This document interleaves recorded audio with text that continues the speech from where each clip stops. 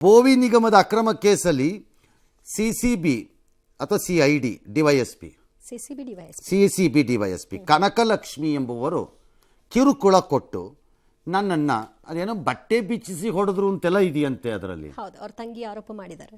ಹಂಗೆ death note ಅಲ್ಲೂ ಇದೆ. ಅಷ್ಟೆಲ್ಲ ಬೇಕಾ? ವಿಚಾರಣೆ ನಡೆಯೋ ಡೆತ್ ನೋಟ್ ಬರೆದಿಟ್ಟು ಆ ವಕೀಲೆ ಮತ್ತು ಉದ್ಯಮಿಯಾಗಿದ್ದ ಜೀವ ಅನ್ನೋರು ಆತ್ಮಹತ್ಯೆ ಮಾಡಿಕೊಂಡ್ರು. ಈ ಪ್ರಕರಣದಲ್ಲಿ ಇದುವರೆಗೂ ಯಾಕೆ ಆರೋಪಿಯನ್ನು ಬಂಧಿಸಿಲ್ಲ ಅಂತ ಇವತ್ತು ಸರ್ಕಾರಕ್ಕೆ ಹೈಕೋರ್ಟ್ ಹಿಡ್ಕೋತು. ವಕೀಲರ ಸಂಘ ಒಂದು ಅರ್ಜಿ ಹಾಕ್ತು. ಸಿಸಿಬಿನವರು ಆಕೆ ಡೆತ್ ನೋಟಲ್ಲಿ ಅದೇನೋ ಡೀಟೇಲಾಗಿ ಬರೆದಿದ್ದಾರಂತೆ. ಆಕೆ ಹೆಂಗೆ ಮಾಡಿದ್ರು, ಏನೇನು ಕಾಟ ಕೊಟ್ಟರು, ಏನೇನು ಕಿರುಕುಳ ಕೊಟ್ಟರು, ದೈಹಿಕವಾಗಿ ಏನೇನು ಮಾಡಿದ್ರು ಅಂತೆಲ್ಲ ಬರೆದಿದ್ದಾರಂತೆ.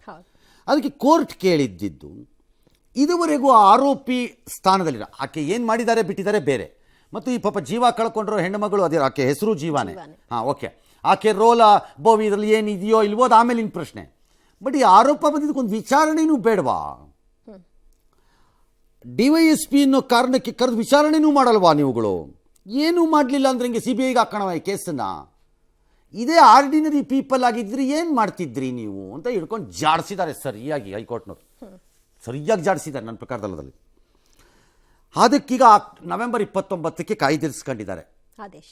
ಅದಕ್ಕೆ ಪೊಲೀಸ್ನವ್ರದ್ದೇನು ಇದು FSL ರಿಪೋರ್ಟ್ ಅದು ಬರಬೇಕು. ಅದು ಬಂದ ಮೇಲೆ ಬೇರೆ ಕೇಸಲ್ಲಿ FSL ರಿಪೋರ್ಟ್ ಕಾಯೋದೇ ಇಲ್ಲ.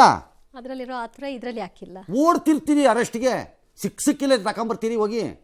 ಅದಕ್ಕೆ ಇದರಲ್ಲಿ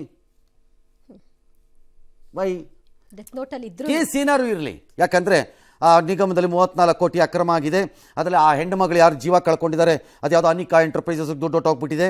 ಇನ್ಯಾವುದೋ ಇದು ಒಂದು 3.5 ಕೋಟಿ ಹೋಗಿದೆ. ಇನ್ಯಾವುದೋ MDಗಳದ್ದು ಪಾಲ್ದಾರರಿಗೆಲ್ಲ ದುಡ್ಡು ಹೊಟ್ಟೋಗಿದೆ. ಡ್ಯಾಶು ಅಂತೇನೋ ಇದೆಯಂತಪ್ಪ. ಇರಲಿ, ಈ ದಾಖಲೆಗಳ ರೂಪದಲ್ಲಿ ನಿಮ್ಮ ಹತ್ರ ಹಣ ಹಿಂಗೆ ಹೋಗಿದೆ ಅಂತ ಇರೋದೇ ಆದರೆ ತನಿಖಾಧಿಕಾರಿಗಳ ಹತ್ರ ಹೊಡೆಯೋದೇನಿದೆ? ಅದರಲ್ಲಿ ಮಣ್ಣು ಹಿಂಸೆ ಕೊಡೋ ಹೊಡೆಯೋದೇನಿದೆ? ಹಿಂಸೆ ಕೊಡೋದ್ರಲ್ಲಿ ಏನಿದೆ? ಅದರಲ್ಲಿ ನಿಮ್ಮ ಹತ್ರ ದಾಖಲೆಗಳ ರೂಪದಲ್ಲಿ ಇವೆಲ್ಲ ಇದ್ದರೆ ಅಕ್ರಮವಾಗಿ ಹಣ ಹಿಂಗೆ ವರ್ಗಾವಣೆ ಆಗಿದೆ ಅನ್ನೋದಕ್ಕೆ. ಇನ್ನು ಹಿಂಸೆ ಕೊಡೋದ್ರಲ್ಲಿ ಏನಿದೆ ಮೀನಿಂಗು? ತನಿಖೆ ಟೈಮಲ್ಲಿ ವಿಡಿಯೋ ರೆಕಾರ್ಡಿಂಗ್ ಅಲ್ಲೂ ಆಫ್ ಮಾಡಿ ಬೈಯೋರಂತೆ, ಮತ್ತೆ ಆನ್ ಮಾಡಿಕೊಂಡು ವಿಚಾರಣೆ ಮಾಡೋರಂತೆ. ಈ ಥರದ್ದೆಲ್ಲ ಆರೋಪಗಳಿದೆ ಸರ್. ಅದು ಅವ್ರು ಪೊಲೀಸ್ನವ್ರೇನು ಮುದ್ದು ಮಾಡ್ತಾರ? ಇವ್ರು ಕರೆದುಬಿಟ್ಟು ಆಯಿತು ಹೊಡಿ. ದೈಹಿಕವಾಗಿ ಏನಿದೆ? If you have documentary evidence to prove money ಟ್ರಾನ್ಸ್ಫರ್ನ, ಅಲ್ಟಿಮೇಟ್ಲಿ ಈ ಕೇಸ್ ಏನು? ಸರ್ಕಾರದ ಹಣ, ನಿಗಮದ ಹಣ ಅಕ್ರಮವಾಗಿ ಸಲ್ಲಬಾರದವರಿಗೆ ಸಂದಿದೆ. ಅಷ್ಟೇ ತಾನೆ?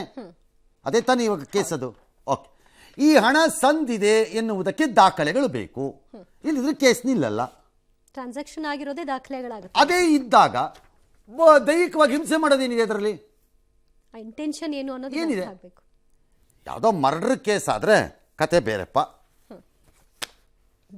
ಬಾಯಿ ಬಿಡಿಸ್ತಿದ್ದೀವಿ ಅಂತ ಅವಾಗಲೂ ಹೊಡೆಯೋಕ್ಕೆ ಹಕ್ಕಿಲ್ಲ ನಿಮ್ಗೆ, ಅದು ಬೇರೆ ವಿಚಾರ. ಬಟ್ ಇದರಲ್ಲಿ ಏನಿದೆ? ಇದರಲ್ಲಿ ನಂಗೆ ಅರ್ಥನೇ ಆಗ್ತಿಲ್ಲ. ಇದನ್ನು ಯಾಕೆ ಈ ಲೆವೆಲ್ಗೆ ಎತ್ಕೊಂಡು ಹೋಗಿದೆ? ಈ ಪ್ರಕರಣದ ಬಗ್ಗೆ ಆಂತರಿಕ ತನಿಖೆ ನಡೆಸೋದಕ್ಕೆ ಗೃಹ ಇಲಾಖೆ ಮುಂದಾಗಿದೆಯಂತೆ. ಆಂತರಿಕ ತನಿಖೆ ಆಗಲ್ಲ ಅದು. It has to be a criminal investigation. ಅದೇಂಗೆ ಡಿಪಾರ್ಟ್ಮೆಂಟ್ಲಿ ಎನ್ಕ್ವೈರಿ ಆಗುತ್ತೆ? ಗೃಹ ಮಂತ್ರಿಗಳು ಹೆಂಗಾಗತ್ತದು? Not possible. ಹಂಗಾಗಲ್ಲ. ಆಕೆ ಏನು ಮಾಡಿದ್ದಾರೆ ಬಿಟ್ಟಿದ್ದಾರೆ DYSP ಅಥವಾ ಮೃತಪಟ್ಟ ಹೆಂಗ್ಸಿ ಏನು ಮಾಡಿದಾಳೆ ಬಿಟ್ಟಿದ್ದಾಳೆ, ಅದು ಬೇರೆ ವಿಚಾರ. ಅದು ಕ್ರಿಮಿನಲ್ ಇನ್ವೆಸ್ಟಿಗೇಷನ್. ಹಾಂ, ನಾಳೆ ಯಾವುದೋ ಒಂದು ಪ್ರೈವೇಟ್ ಕಂಪನಿನಲ್ಲಿ ಯಾರೋ ಏನೋ ಹೆಚ್ಚು ಕಡಿಮೆ ಮಾಡಿಕೊಟ್ರೆ ನಾವು ಆಂತರಿಕವಾಗಿ ತನಿಖೆ ಮಾಡ್ತೀವಿ. ನೀವು ಕ್ರಿಮಿನಲ್ ಕೇಸ್ ಮಾಡಲ್ವಾ? ಅದನ್ನ ಮುಲಾಜಿಲ್ದೆ ಮಾಡ್ತಾರೆ. ಕಂಪನಿ ಪಾತ್ರ ಇರುತ್ತೋ ಇಲ್ವೋ? ಮಾಡ್ತೀರೋ ಇಲ್ವೋ? ಹೌದು. ಮತ್ತೆ ಎಸ್ ವಿರಾಮ ಅಲ್ಲ, ಅದೇನು ವಕೀಲರ ಸಂಘದ ಅಧ್ಯಕ್ಷರು ಮಾತಾಡಿದಾರಲ್ಲ, ಏನು ನೋಡೋಣ ಇರಿ. ಇಲಾಖೆನಲ್ಲಿ ಅಂಥದ್ದೆಲ್ಲ ಬಂದಾಗ ಬೇರೆ ರೀತಿಯಲ್ಲಿ ನಾವು ತನಿಖೆ ಮಾಡ್ತೇವೆ.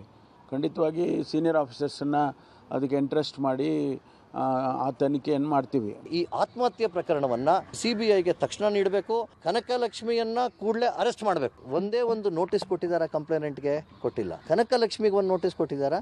ಕೊಟ್ಟಿಲ್ಲ. ನಿಜವಾಗಿಯೂ ಈ ತನಿಖೆಯನ್ನ ನಿಷ್ಪಕ್ಷಪಾತವಾಗಿ ಮಾಡೋದಕ್ಕೆ ಸಾಧ್ಯವೇ ಇಲ್ಲ. ಯಾಕೆ ಈ ಅನ್ಯಾಯವನ್ನ ನಾವು ಹೋರಾಟ ಮಾಡೋ ಒಂದು ಪರಿಸ್ಥಿತಿನಲ್ಲಿ ನಾವು ಮುಂದೆ ಬಂದಿದ್ದೀವಿ ಅಂತಂದ್ರೆ ಈ ಅನ್ಯಾಯಕ್ಕೆ ಒಂದು ಮಿತಿ ಇದೆ.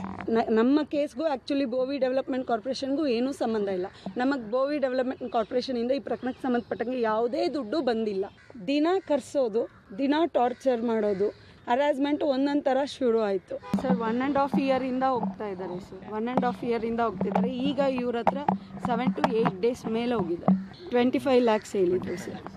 ಅಲ್ಲ, ಆಕೆ ದುಡ್ಡು ಬಂದಿಲ್ಲ ಅಂತಾರೆ, ಇವ್ರು ಯಾವುದೋ ದುಡ್ಡು ಅಲ್ಲೋಗಿದೆ ಇಲ್ಲೋಗಿದೆ ಅಂತಾರೆ. ಆದ್ರೂ ಅದು ಎಲ್ಲದಕ್ಕೂ ಡೀಟೇಲ್ ದಾಖಲಾತಿಗಳು ಬೇಕಲ್ಲ, ಪೇಪರ್ ಬೇಕಲ್ಲ, ಸುಮ್ಮನೆ ಬುಡ ಬಿಟ್ರೆ ಆಗಲ್ವಲ್ಲ. ಈಗ ಪ್ರೂವ್ ಮಾಡಬೇಕು. CCBನ ಇದು ಎಸ್ ಸರ್.